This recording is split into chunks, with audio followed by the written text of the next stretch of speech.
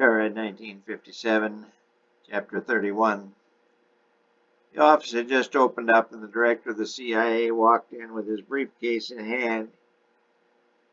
He did not appear to have a smile on his face when he walked into his top-floor office in the city named for the country's first president. He did not greet his secretary, a tall, blonde, full-figured woman named Rain.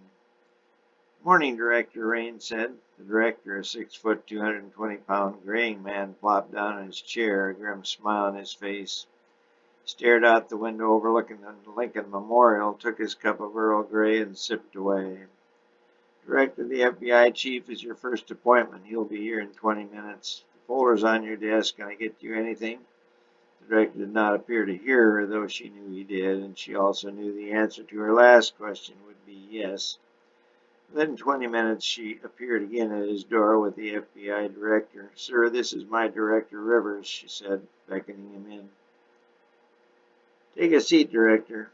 Director Rivers reached over his wide desk to shake the FBI Director Hill's hand. "Welcome." The grim smile returned. The two were old enemies, both prior senators, but remained on speaking terms. Now James' travels or explorations or escapades or whatever he was doing had gotten the attention of the world leaders. They all wanted to squash him like a grape, but they all had a problem, a big one. To a man or a leader or assistant or a secretary, nobody knew what in the world he was doing or where he was going, what he was after, or even where he was. "Any news, Director Hill?" of the FBI asked. "It's just a puddle or a muddle or a fiddle," Rivers said. "I don't know anything." The grim smile was now a grim frown. "Riv, we've had some differences, but I suggest we put them aside. This James guy is a matter of national security, rather planet security." Hill took a deep breath. Rivers took another sip of tea. "Chief's getting really nervous." "He already saved the world in '45, Rivers said. "What he didn't plan on was having to save it again," Hill said. "Agreed," Rivers said, answering a previous question. "What do you have?" "Not too much," Rivers said. "Last contact?" Hill asked. "Augusta, Georgia." "Really? Chief was just there," Hill said. "I know. Any contact between the two?" Rivers asked. "No, none," Hill said. "Wish there had been. My agent Misty is on his trail, but she seems to have lost the trail. We have some more current information," Hill said. "Which is?" "He was admitted to St. Francis Hospital in Topeka, Kansas 2 weeks ago. He was treated for a major head injury, was in coma, but walked out one night a few days ago," Hill said. Rivers turned and stared back out the window, obviously upset at being upstaged. He then turned back and said, "Misty is in Alexandria, Minnesota, and so are some other agents." "Ours?" Hill quizzed. "No, some foreign agents," Rivers said. "Do we know which ones?" Hill said, obvious anger in his voice.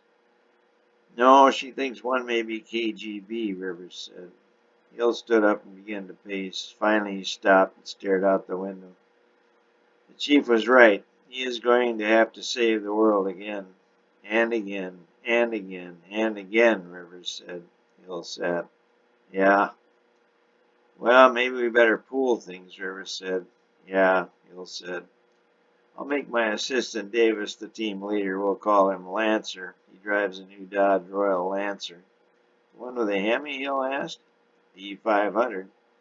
They're fast. Will outrun my Super 88, Hill said. "Yeah," Rivers said.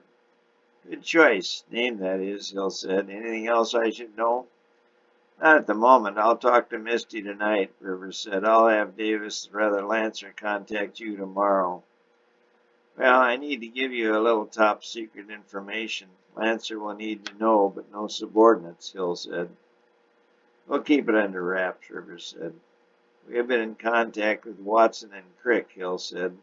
"This office completely protected, bug-free," Rivers said, waving his prone palm. "Okay, Watson and Crick have been working with DNA, and they think it has possibilities."